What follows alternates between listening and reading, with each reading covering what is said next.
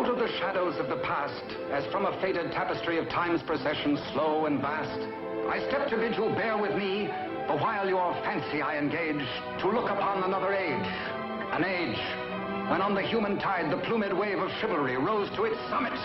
Sweeping wide across a nation's mighty sea, France never shone a brighter power than in this high, romantic hour.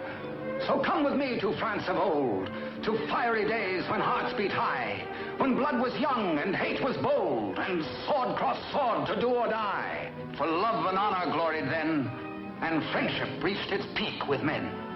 Friends were friends in those brave days. Athos, Porthos, Aramis, aye, graved our hearts with a mystic phrase, bound our lives with a mystic tie. Come, stir your soul with our ringing call of all for one, and one for all. Come on, come on, come on!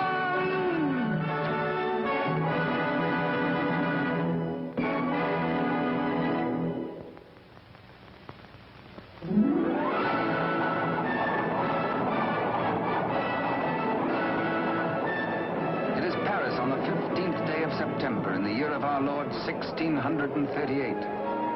Public excitement runs high. The populace enjoy a general holiday. Impatiently, they wait for the news of an heir to the throne of France.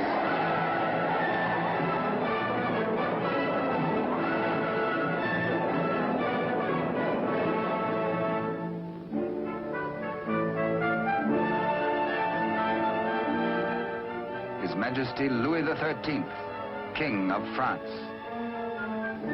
Maintaining his royal authority through the wits of others, he is himself weak and vain and lives in the oily smiles of a small circle of favorites.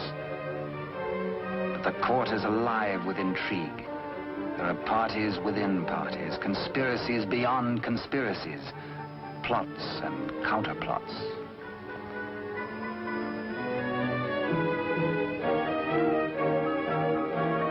His Eminence, Monseigneur the Cardinal Duc de Richelieu.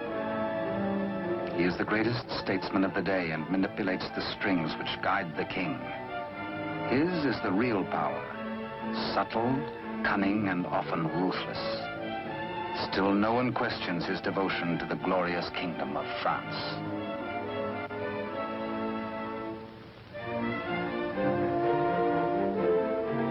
On this auspicious morning, the king pays a state visit to his queen. It is the custom for the sovereign and his courtiers to attend the expectant royal mother until his child is born.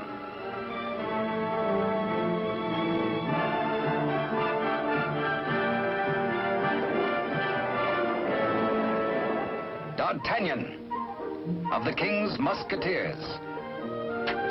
Relieved of his duties at court for the day, he hurries to the home of his sweetheart, Constance Bonacieux. Constance is seamstress to the Queen and is expected at the palace, so she cannot tarry long.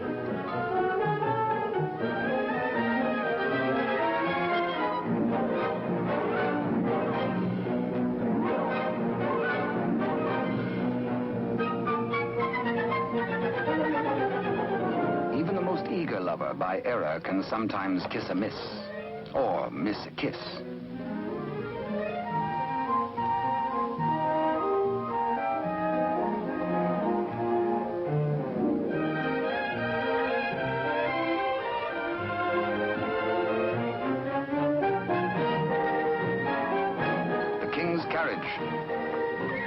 It arrives for Constance.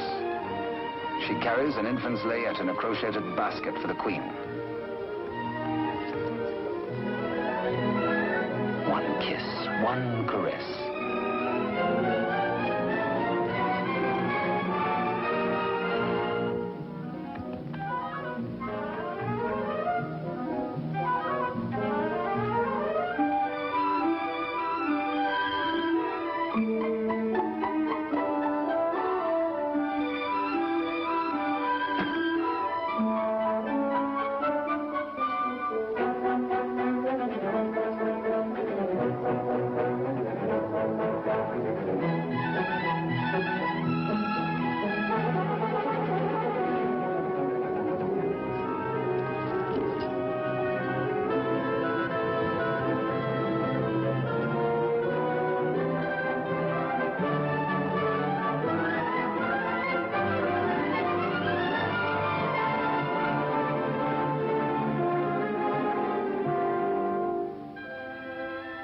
A kiss truly is a delicate plant requiring privacy to grow into a tender blossom, the dream of all lovers.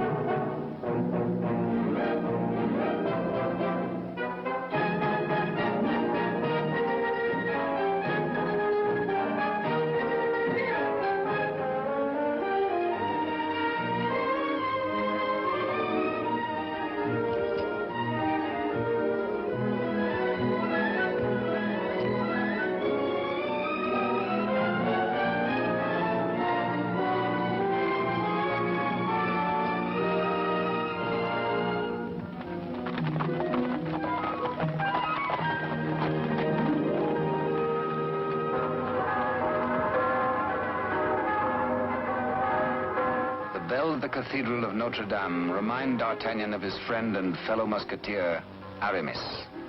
He might be in danger. Aramis had threatened to continue his flirtations with the pretty owner of a roving, provocative eye, who unfortunately is married to an officer in the Cardinal's guards. The guardsman naturally resents these attentions from this musketeer, but is restrained. Has not the Cardinal forbidden these duels with the King's musketeers? Hola! Famous battle cry of the musketeers. Instant help comes from the most fearsome steel in the kingdom. Huge Porthos, brave, strong, a King's musketeer. And musketeer Athos, gentle Athos, yet a deadly swordsman is able to kill with his left hand as with the right.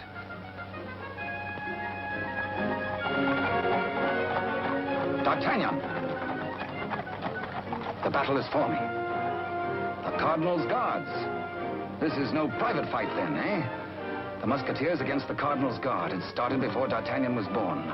And what are the odds? 1, 2, 3, 4, 5, 6, 10 guards to 4, 5 to 2, 2.5 to 1? Too simple. Draw your skewer, Monsieur Half Guardsman. Let's measure half a point. On guard! Come, where's your challenge now? Where's your steel? What's your fear? The law? Does the Cardinal still ban a friendly fight with a musketeer or two?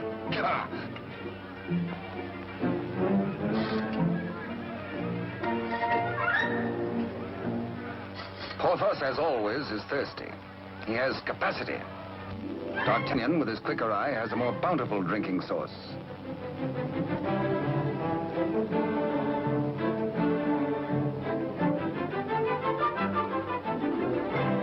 Porthos can put out a hand and pick up the pot he's slavers for. Why waste energy walking? Come, driver, come inside with us.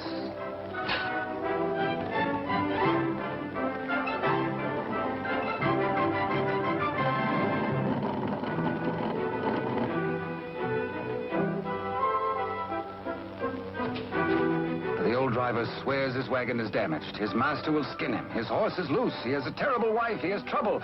Everybody is mean to him. He has to be mean too. Ha-ha! Now, take your temper out on me, good friend. Now, feel better? Now we can talk. I'll win you the price of your horse and more. Come, guardsman, I challenge you to game. This is not forbidden you.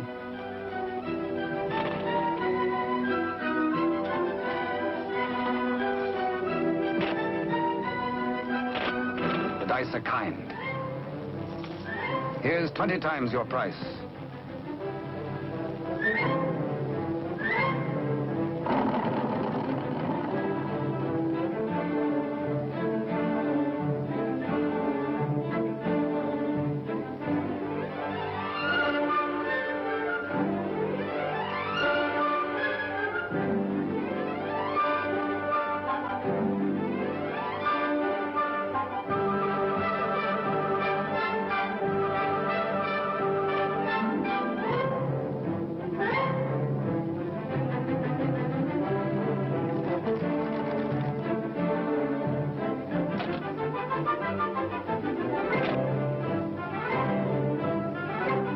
Luck riding high, D'Artagnan returns to the dice game. Laughing and playing a while longer, he wins hands down from a fat-headed guardsman while waiting for the late evening rendezvous with Constance. Porthos, too, has women on his mind.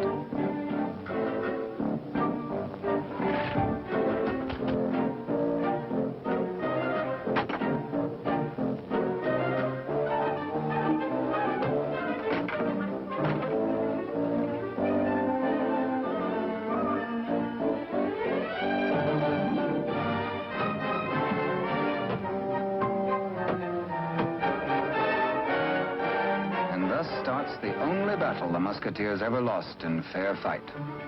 Of course, it has to be with a fair sex.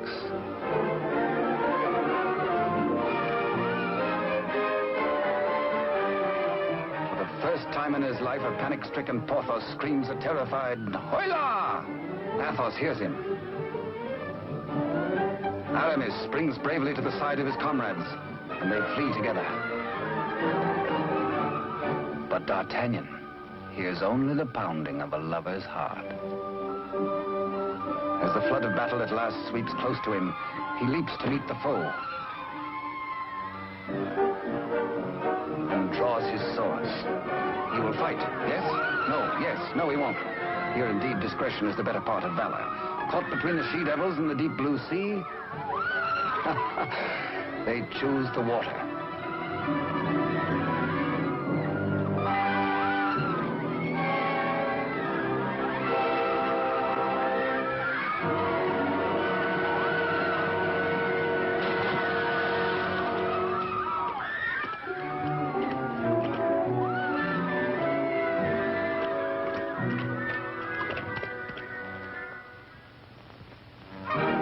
Next morning, the city is in ferment. The pressure beyond the gates is so great that the people are admitted to the courtyard.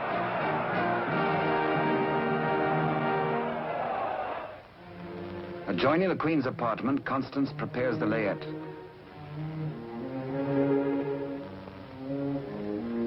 She is informed by Father Joseph, the Cardinal's trusted henchman, of the imminence of the royal birth.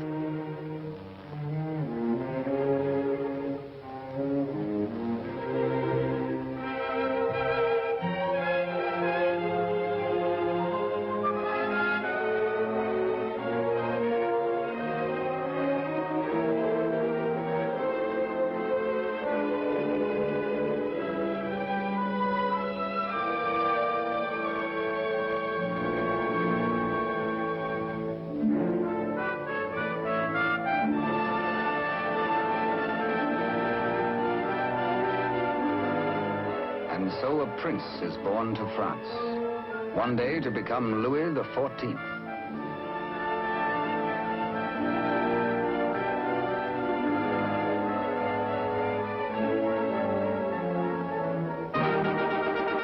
By ancient custom, his royal father presents him to the people.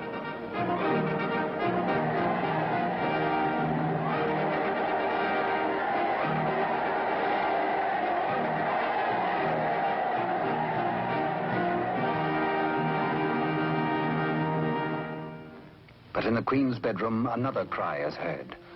One of those rare turns of destiny. And Constance is the first to warn the tired, dozing midwife.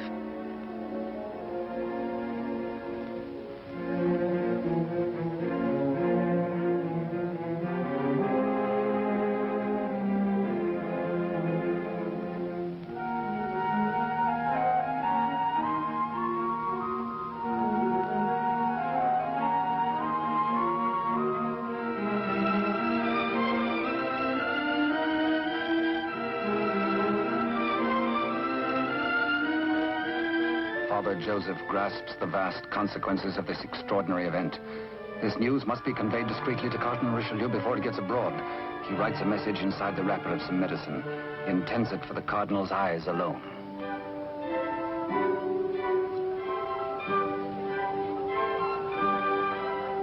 Your medicine, Your Eminence.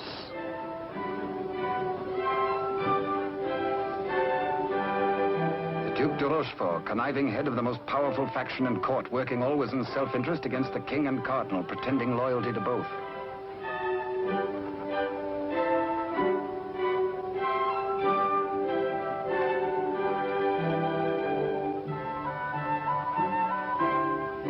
The necessity for caution on the part of Father Joseph is indeed well-founded. De Rochefort, having many times seen messages thus taken to His Eminence, becomes inquisitive. He resolves by a simple trick to learn the secret passed to the Cardinal. A substitution of scraps of paper.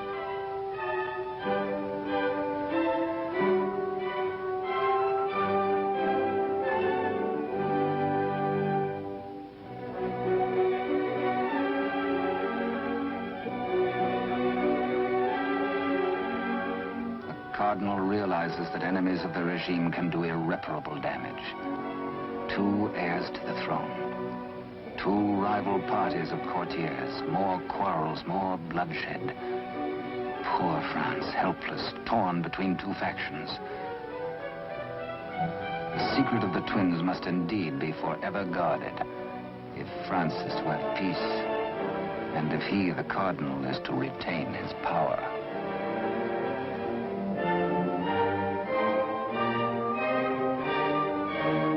No pretender, this. A true prince. De Rochefort sees an opportunity. Father Joseph is instructed to prepare for a long voyage.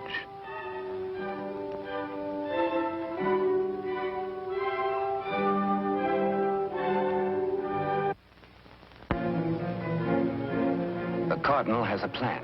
He sends a page to summon de Rochefort.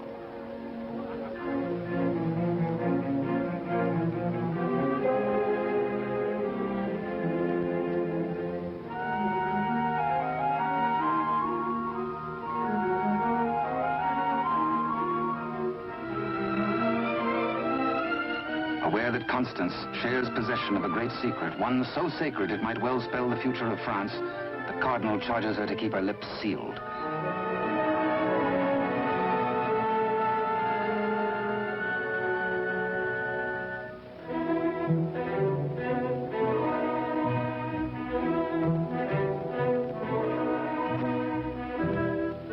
Richelieu entrusts the wily de Rochefort with Constance's safety.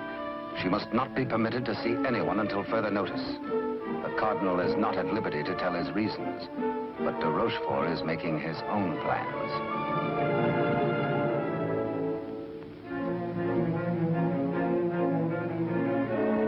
In accordance with the Cardinal's command, Father Joseph, accompanied by the midwife, secretly takes the twin away to the Spanish border. The child shall be raised as a commoner with no knowledge of his royal birth.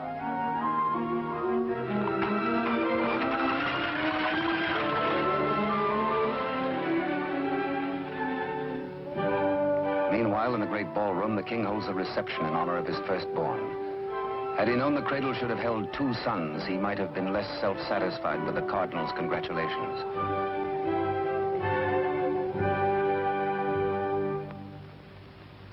To the notorious Milady de Winter, de Rochefort comes to reveal this chance of fate. The future of France may be in their hands. He tells her he will turn Constance over to her. She is to escort Constance to the convent of Saint-Guemel. There, force her to tell the whole of the Cardinal's secret and plans. He will play one against the other, Cardinal against King, for his own ambition.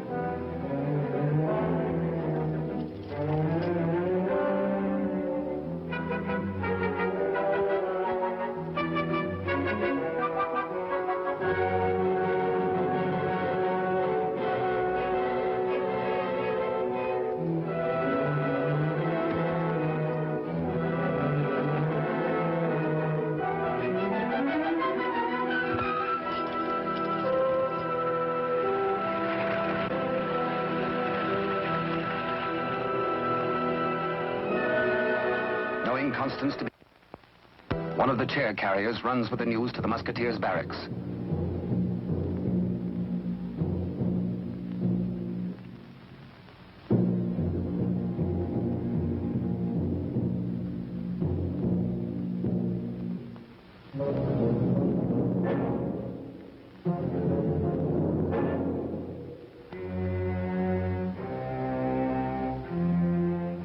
D'Artagnan, wake up! Constance taken by force, by de Rochefort.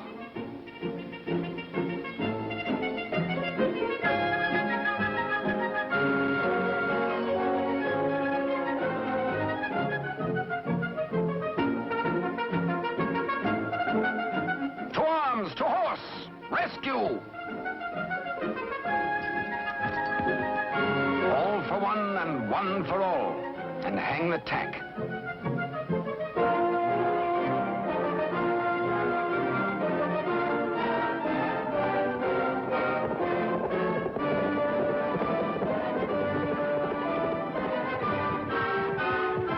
The wily cheat is in no mood to cross steel with this angry Gascon bent on justice.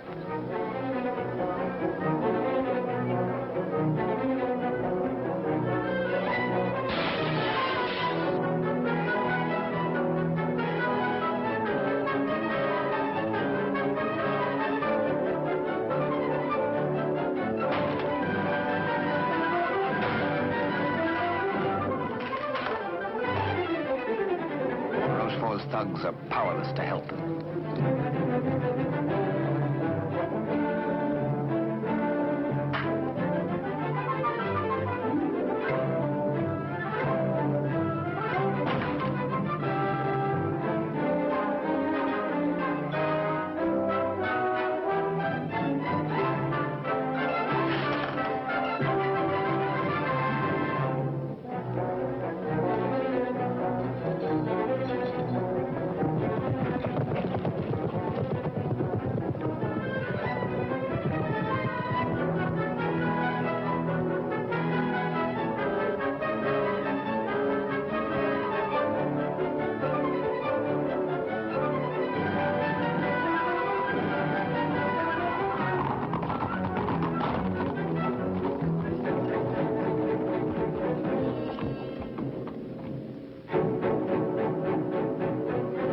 Rochefort is stubborn.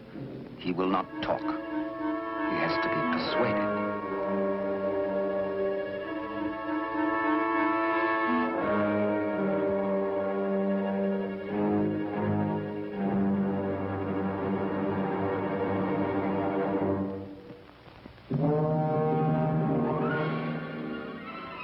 Probe goes on. Where is she? Where is Constance? Talk or fall 200 feet to the bottom of the well. Talk or die.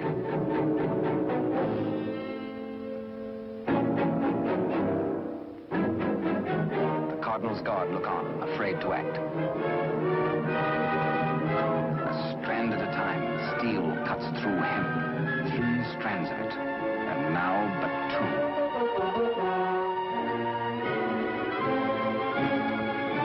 Now 1.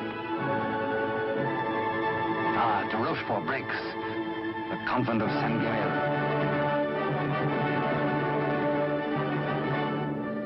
To the rescue!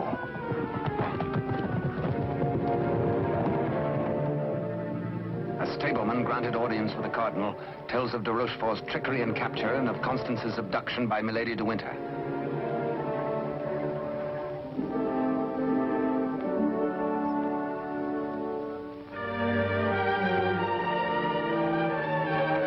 Richelieu and his escort reached the well to confront the Duke.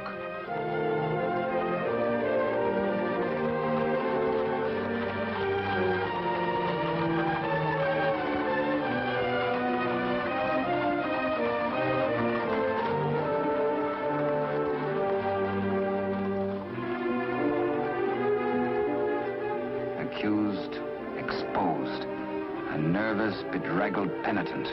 He confesses that he has indeed played traitor. His Eminence breaks de Rochefort, stripping him of his authority and titles, banished from both court and country forever.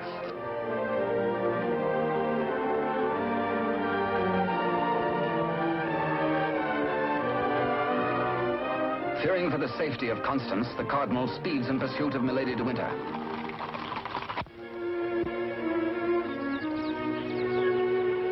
Before dawn the next morning, the convent of Saint-Guerre.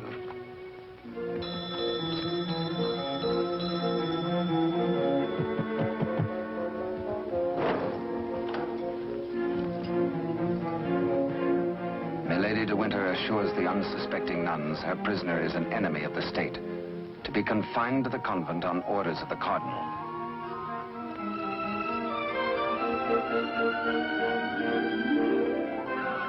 The banished de Rochefort, smarting under his humiliations, lingers in Paris. All is not lost.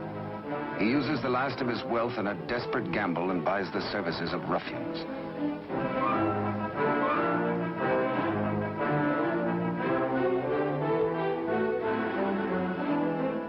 Pursue the Cardinal and assassinate him. Next, find D'Artagnan and his 3 Musketeer friends and put them to the sword.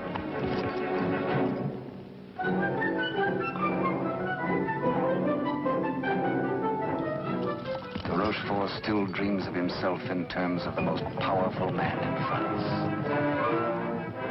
The path to power is open if Milady de Winter secures the secret from Constance.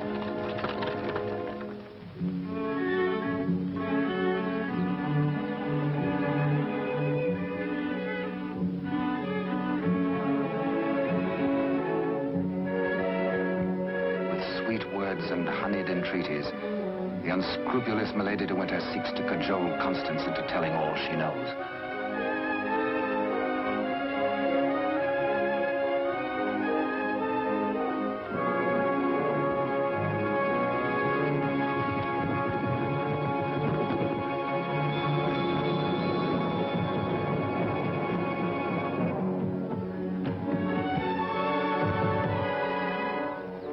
No, Constance Bonacieux is not here.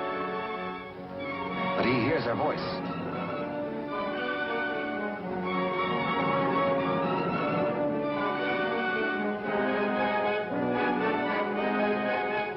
Hola! One for all and all for one.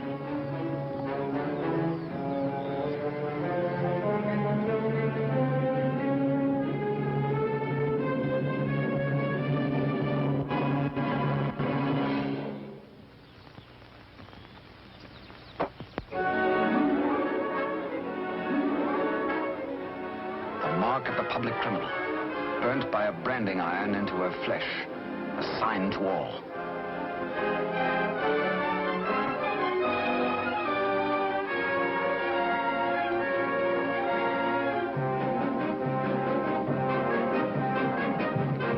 Exposed to Constance as a criminal, Milady de Winter is desperate. If caught thus in a second act of crime, by the laws of France, Milady must face public execution.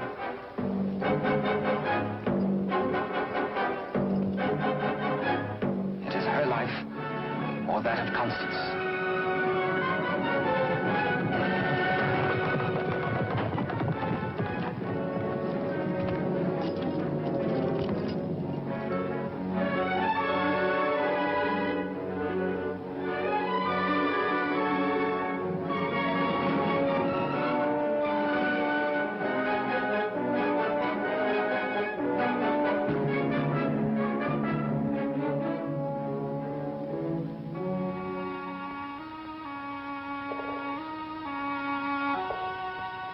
D'Artagnan hears Constance whisper that she loves him above all men. And then she murmurs 3 words, the other one, the other one.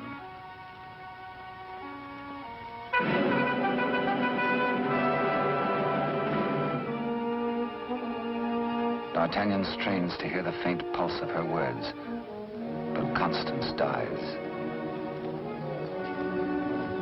The Musketeers take Milady de Winter to her punishment.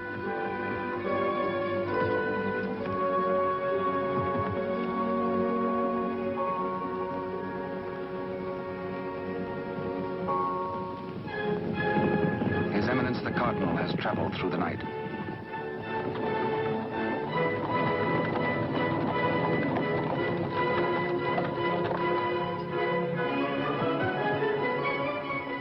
He hears the dreadful news from the Mother Superior. Constance is dead.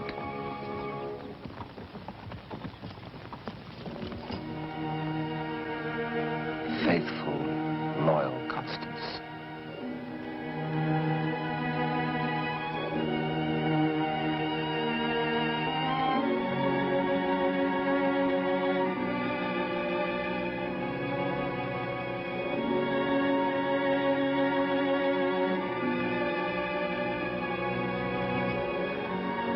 Arrest the murderess, Milady de Winter, and all in concert with her.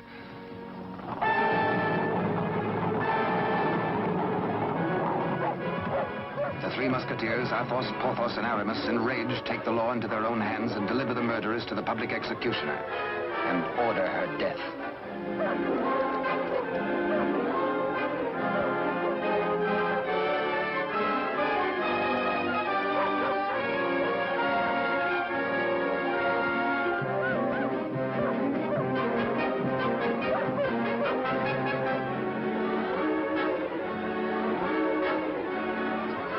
Then de Rochefort's cutthroats close in on the Cardinal's troop.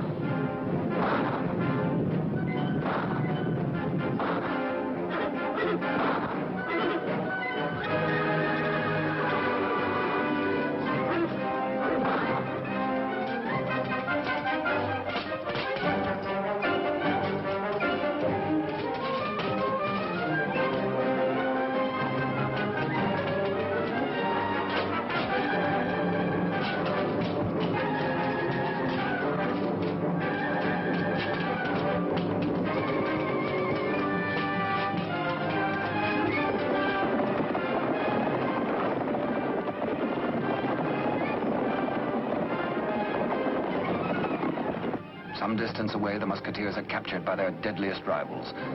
The Cardinal's guard formally arrest the musketeers for continuing to take the law into their own hands. Disarmed, the musketeers are set against the wall for execution.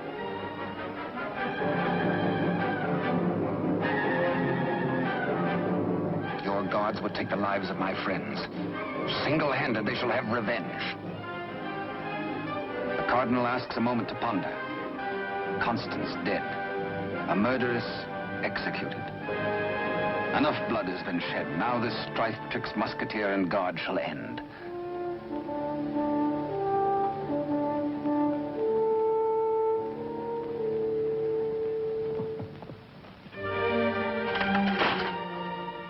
D'Artagnan's plea saves his friends, but there's to be a harsh penalty. Richelieu's plan concerns the state, and these continuing disputes between his guard and the king's musketeers.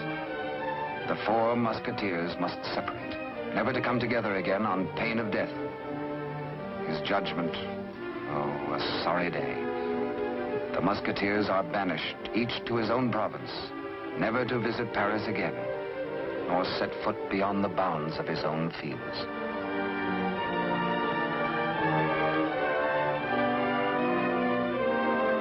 As for you, D'Artagnan, a splendid soldier, reliable, devoted too.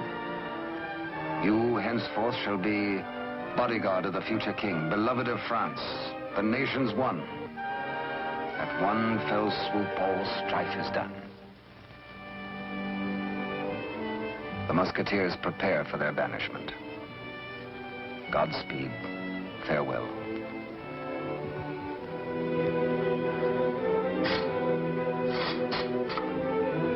Eternal friendship, it shall not pall. All for one, and one for all.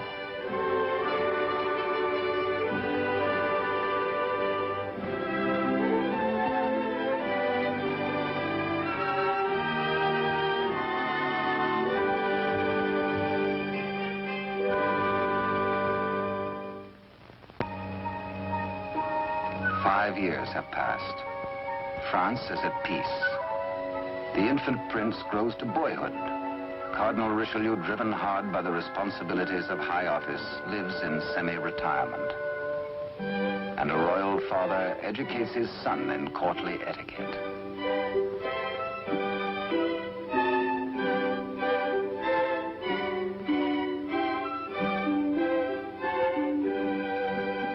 In failing health, His Eminence lives in hourly expectation of death, troubled by word that the second twin bears an identical likeness to the heir.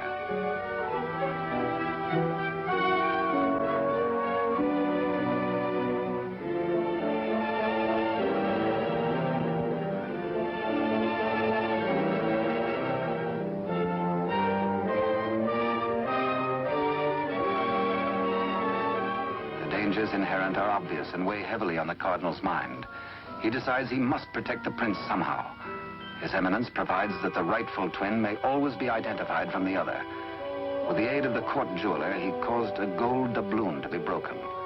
The smaller piece hangs on a chain around the throat of the infant prince. And its mate he places about the neck of Captain D'Artagnan.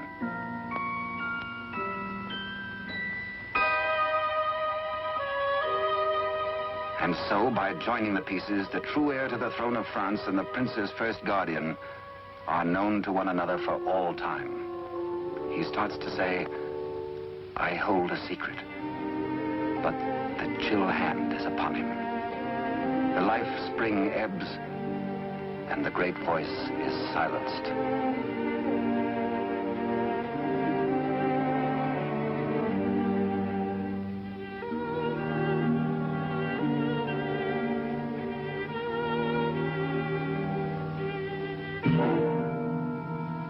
A great statesman passes into history. The church loses a noble servant, and the ship of state is without its pilot. What was this secret that Richelieu and Constance shared? The other one.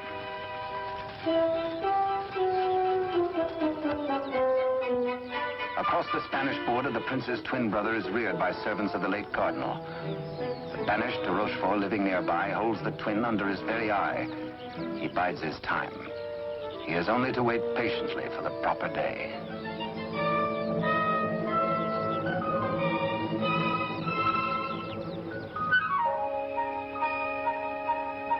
Upon the death of Louis XIII, the heir to the throne, or the Dauphin as he was called, became France's King Louis XIV. Both he and his twin had grown to manhood. The brothers are alike as two peas in a pod.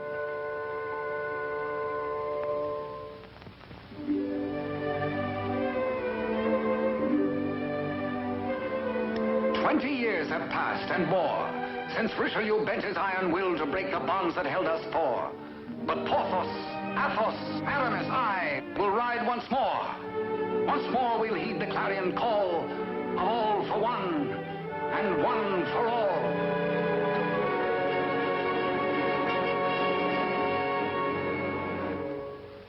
During the years, de Rochefort's connivings have brought the exiled twin under his control. Secretly, they have returned to Paris. De Rochefort has lavished upon the usurper the trappings of royalty, teaching him to copy even the handwriting of his brother, the king. Yet the quality of the spirit so generous in the king is replaced in the brother by hatred and viciousness.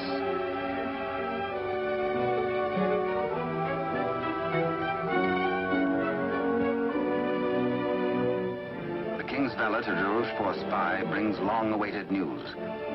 Within the week, an older D'Artagnan, after a lifetime of loyal service, will retire and leave the court. The young king will be without a bodyguard. Every detail of their plan has gone over.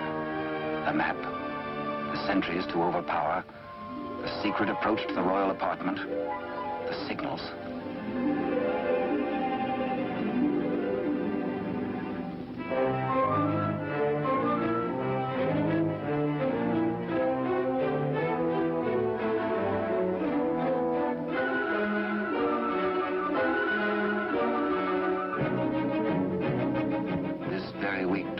Tells the pretender, you will be His Majesty Louis XIV, King of France. Louis XIV, King of France, spends D'Artagnan's last day in fun and gaiety. The king has applied himself to an education in horsemanship, sportsmanship, and swordsmanship. No two men were ever closer, except they were father and son.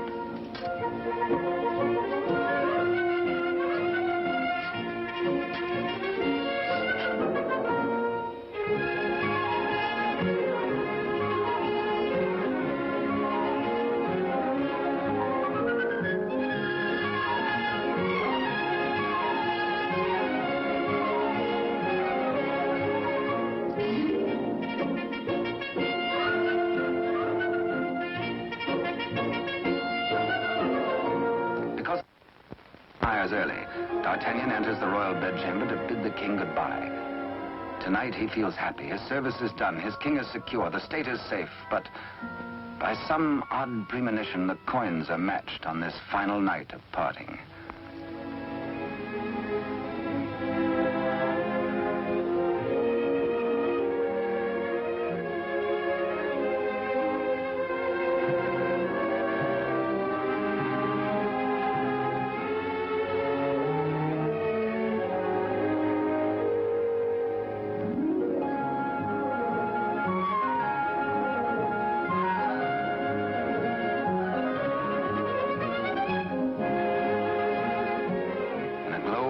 memories of a delightful evening with the king, Captain D'Artagnan arrives outside his lodging and is amazed to find himself beset by ruffians.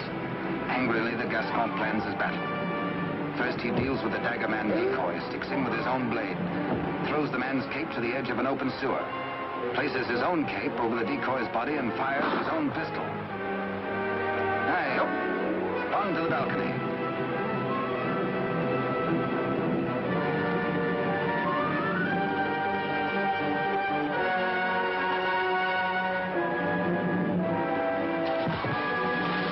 There, they believe, goes D'Artagnan.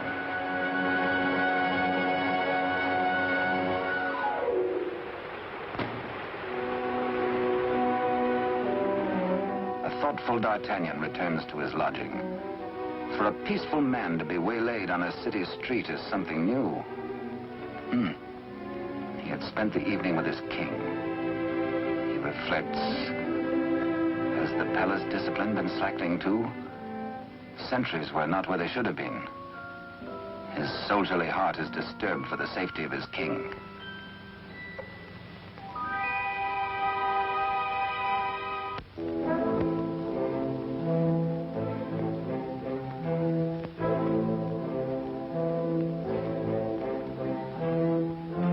Rochefort's plan is working without a hitch. Sentries at the outer gate have been overpowered. Entry is forced into the inner quadrangle. The palace is entered through a servant's postern leading to long-forgotten cellars.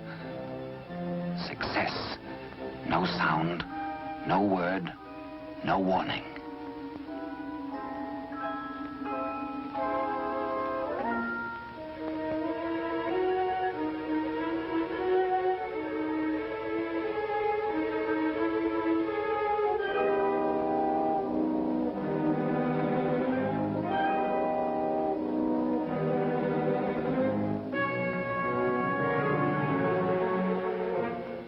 The pretender waits impatiently below for the deed which will make him king.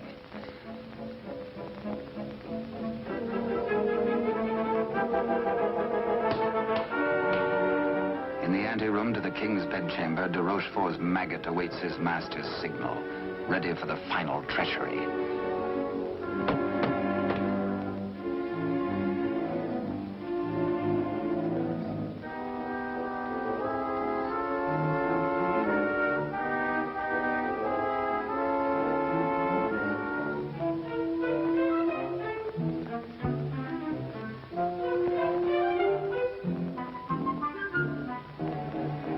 And a little after 11 o'clock on this fateful night, in one tragic moment, France loses her rightful king.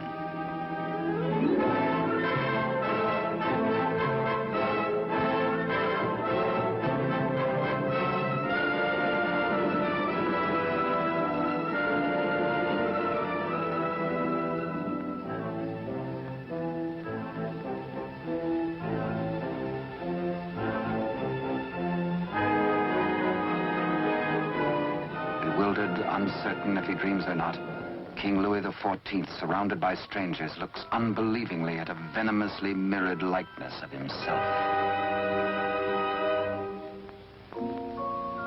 The usurper watches his royal brother with a lifetime of hate. De Rochefort's plans have been cleverly checked and double-checked.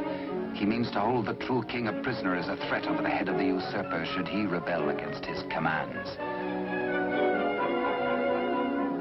At de Rochefort's order, his cohorts strip the king of his night attire and in exchange dress him in the usurper's clothes.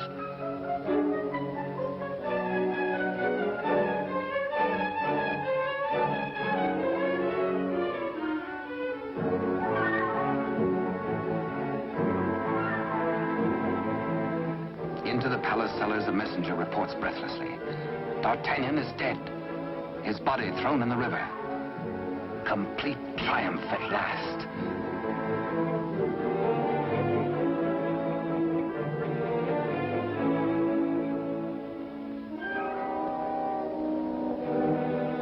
An iron mask, an invention of the devil.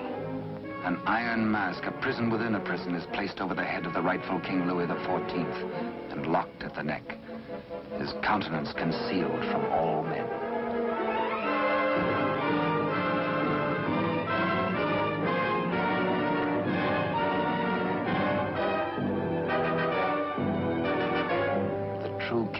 led away.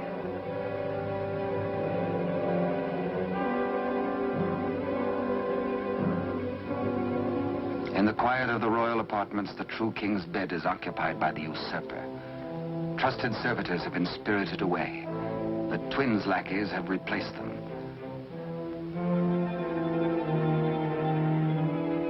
De Rochefort's plan is complete. Poor France.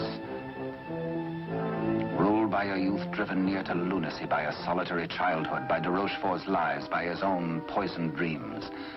Truly a madman.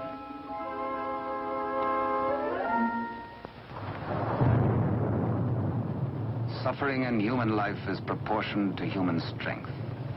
When the young king, stupefied and crushed, found himself led a prisoner to a cell in the Chateau Sainte-Marguerite in the south of France, he fancied at first that death is like sleep and has its dreams. He believed himself to be a spectator, a palpable phantom of his own suffering.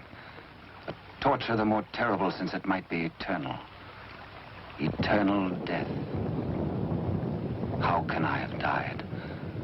I am a king, yet not a king, enthroned upon a funereal couch. No. No, dear God, do not punish me who have done nothing. Why am I thus punished? Like a cloak, the chill of the dungeon falls upon his shoulders. So dwells the real Louis XIV in a living hell to remain thus the rest of his days.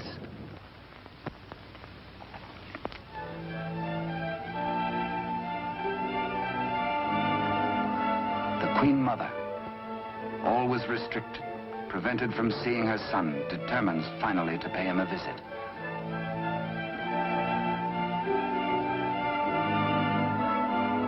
In place of the affectionate and courtly Louis XIV, to her horror, she finds herself repulsed. Doubts. Again doubts. What strange malady besets my son? She thinks again of the other one. De Rochefort hurries to the king's apartment, fearful that a mother's heart has sensed the truth. In pretense of humility, he asks the Queen Mother to leave affairs of state.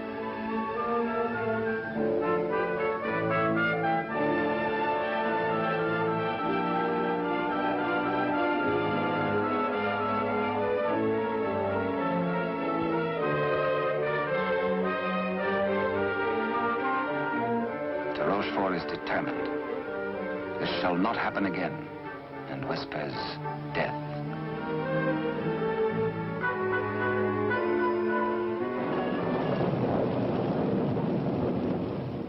Day by day, night upon night, the prisoner prays for some way to get word to D'Artagnan. A heaven-sent fisherman hoves to.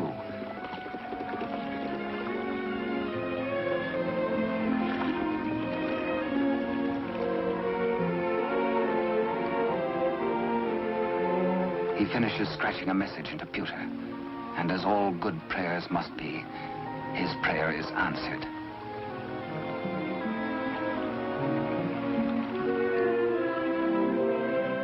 Millet and mackerel are running, and then a catch, apparently from heaven.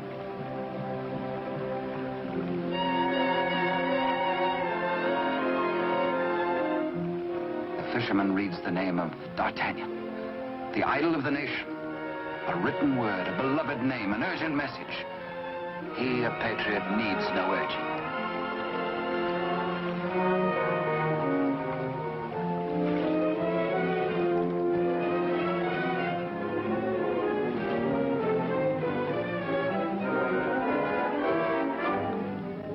Paris goes about its daily affairs, unaware that its rightful king languishes in prison, and the Queen Mother herself faces death as the humble fisherman hastens to D'Artagnan's home. D'Artagnan stays on in Paris, and to his hurt amazement continually finds himself barred from the court. Day by day, week by week, audience with the king has been refused him. The fisherman blurts his weird news. A story hard to believe. A lonely castle which D'Artagnan knows like the palm of his hand. A prisoner in an iron mask behind its bars. But the signature An etching of a coin that fits his own exactly.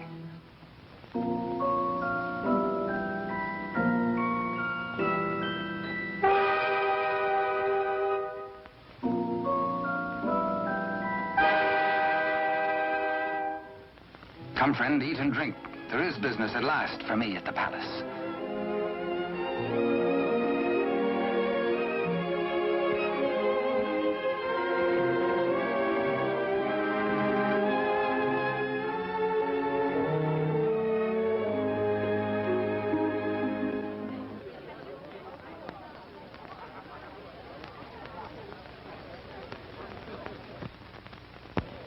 Threading his way through the perfumed route of the court's chattering idlers, D'Artagnan finds himself a stranger in a strange atmosphere.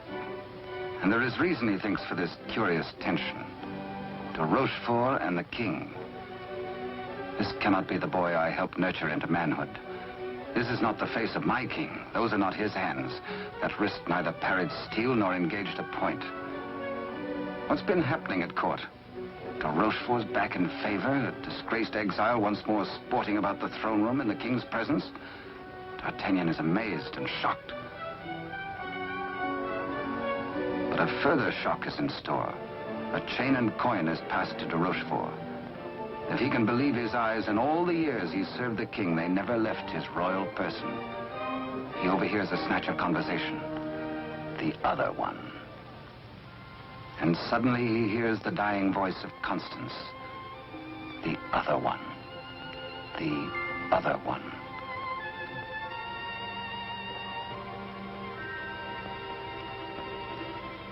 What did she mean?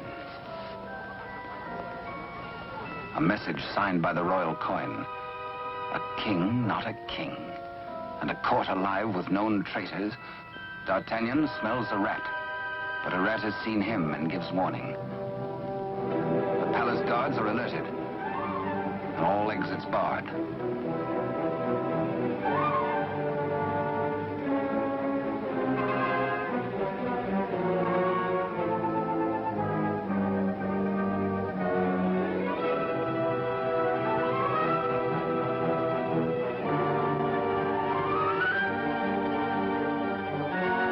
Little do they reckon with a resourceful old musketeer.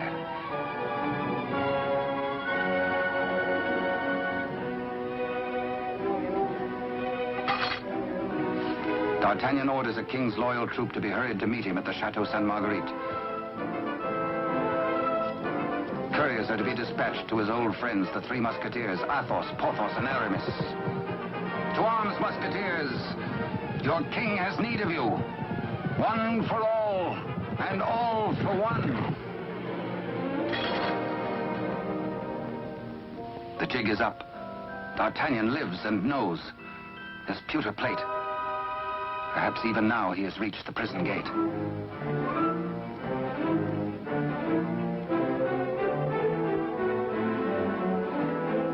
De Rochefort cannot believe his future lies in a common plate.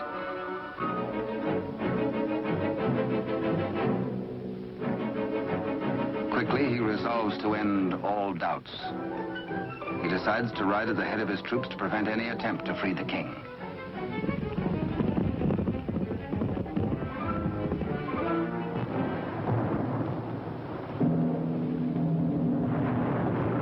The puzzled D'Artagnan has reached the Chateau Sainte-Marguerite, certain that his comrades will join him. Under cover of the raging storm, he rose to the grotto beneath the castle. Many a time as a young officer, he had patrolled this grotto passage. It led, he knew, to the arsenal. Beyond that, the armory. Then the main hall and staircase to the tower itself. Up there is the man in the iron mask, the writer of the message.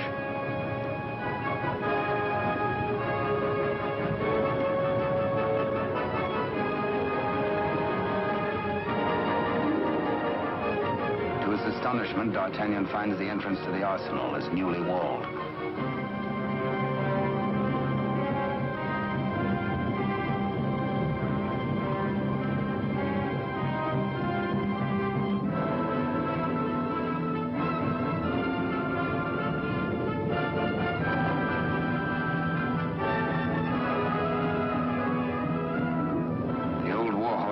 prepared to hazard it alone if necessary.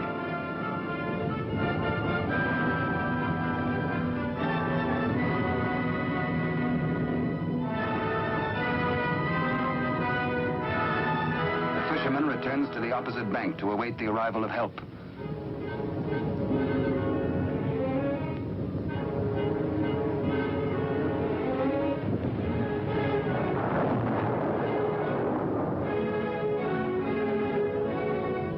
Athos, a few years older, a little more grizzled, the same brave companion as of old, ready and willing for any gambit.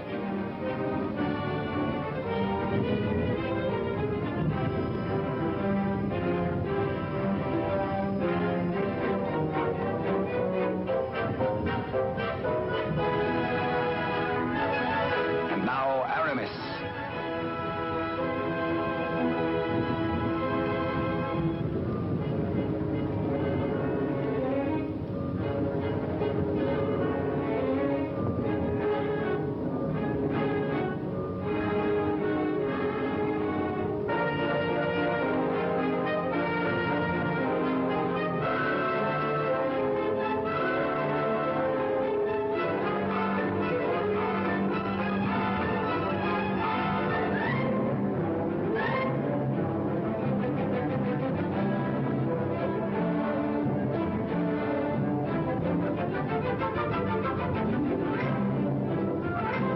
Now two of the valiant comrades have arrived. No time to wait for old Porthos, no time for explanations. There's a job to be done. Forward!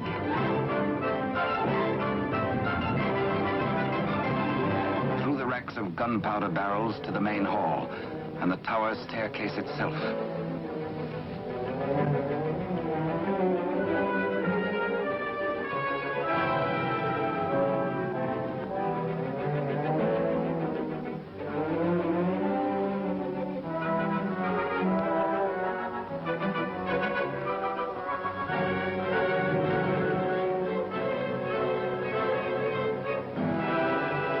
Where's the prisoner? Before your gullet tastes this edge, you bloated villain.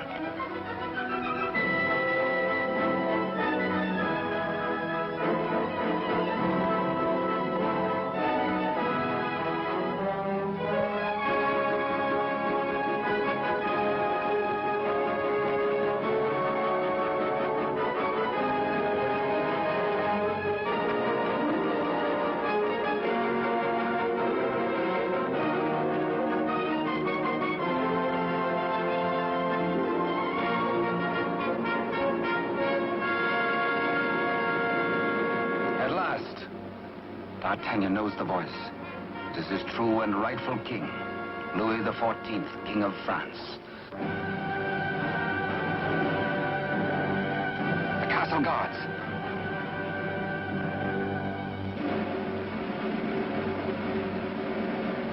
The challenge is met.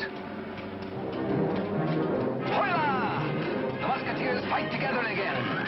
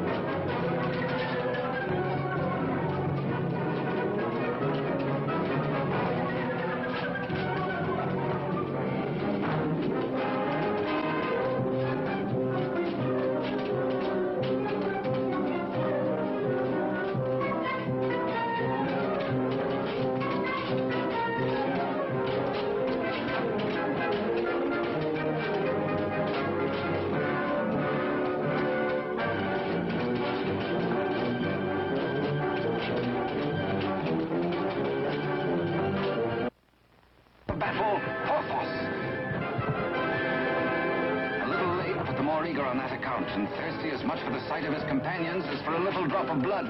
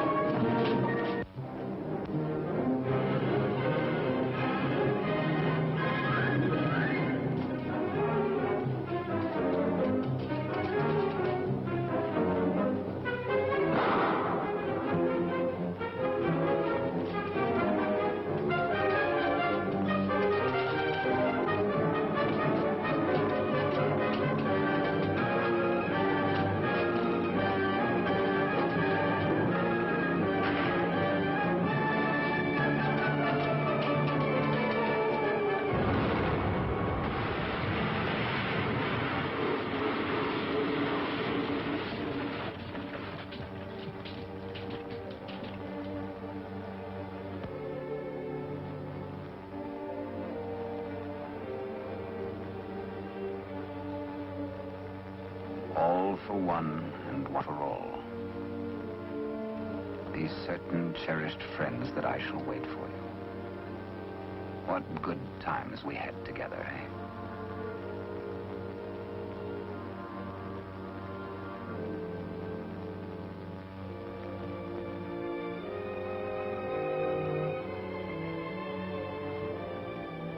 Good Porthos, farewell.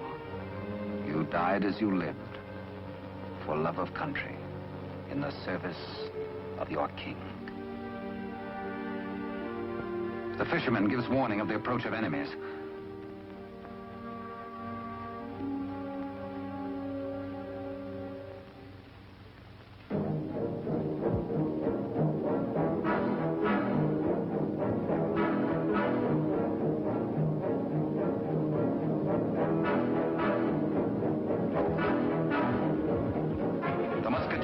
The king and gallop off to Paris.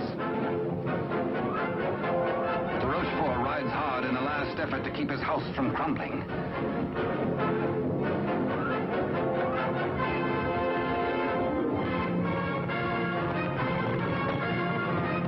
The odds are 10 to 1.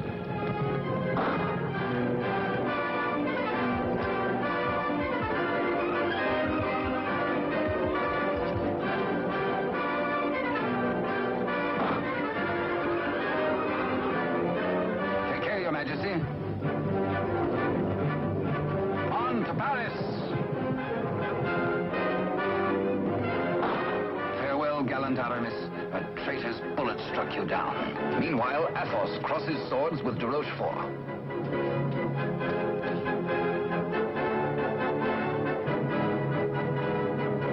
But at the highest price of all, Athos joins his comrades.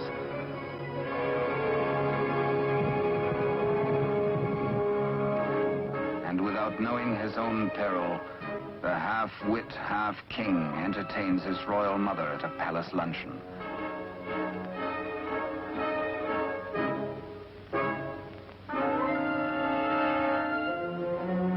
Cunningly, he says, a private matter.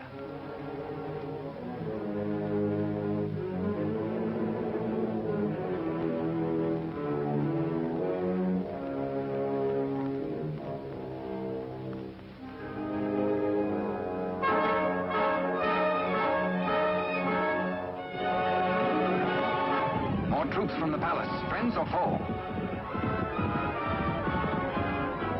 Friends. D'Artagnan breathes relief. The king is safe. God save the king!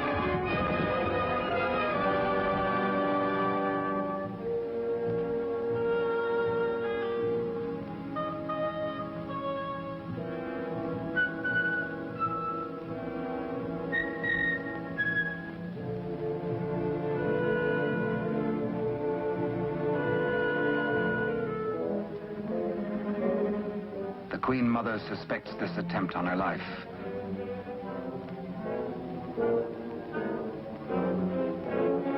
The witch's brew, a subtle poison already responsible for many an agonizing death. Raise your glass, madam. Drink to your king, to your country, and its illustrious people. Come, I give you France. Dare she refuse? It is the edict of her son, the king.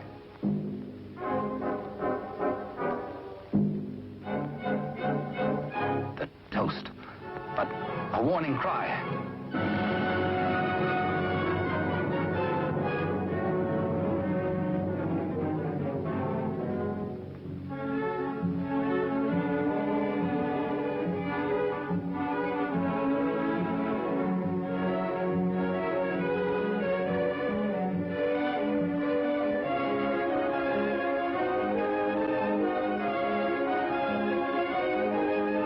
The usurper finally gets his rightful crown. To Rochefort's own damnable invention, the Iron Mask. His to the end of his days.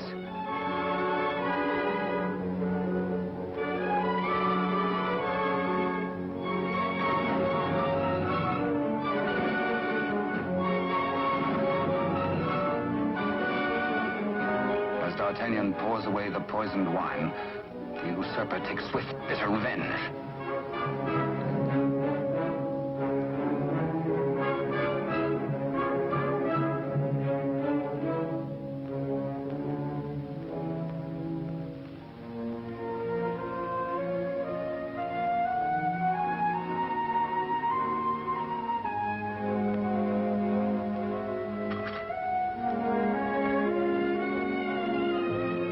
D'Artagnan knows himself mortally wounded, but allows no sign to mar the happiness of his king.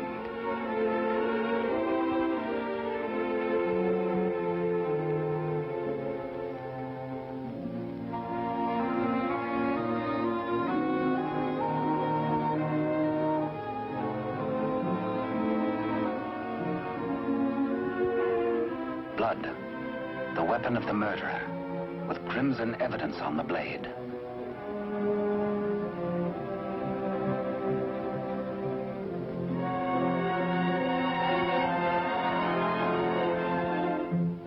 Grateful Louis looks for Captain D'Artagnan to honor him with the baton of a Marshal of France. But where is the Musketeer?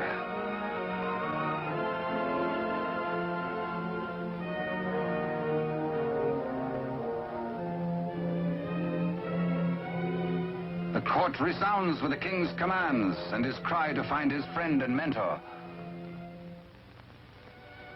What a man may think when he knows of the approach of death is secret between himself and his maker. Perhaps the gallant Musketeer thinks most of his lost love, Constance, and of all the tender, lonely years kept warm by her memory. He dies in hope of faith that she might welcome him, that once again they might be one. How can they die, these bright ones? How may such energy, once released, be prisoned by earth or stone or grave? We die as we lived, say they, with life.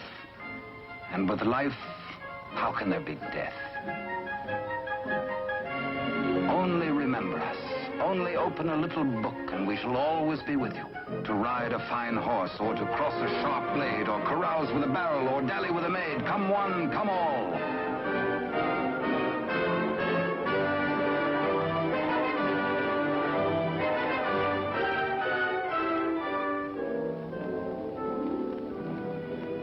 And so passed a brave and glorious man, in honor.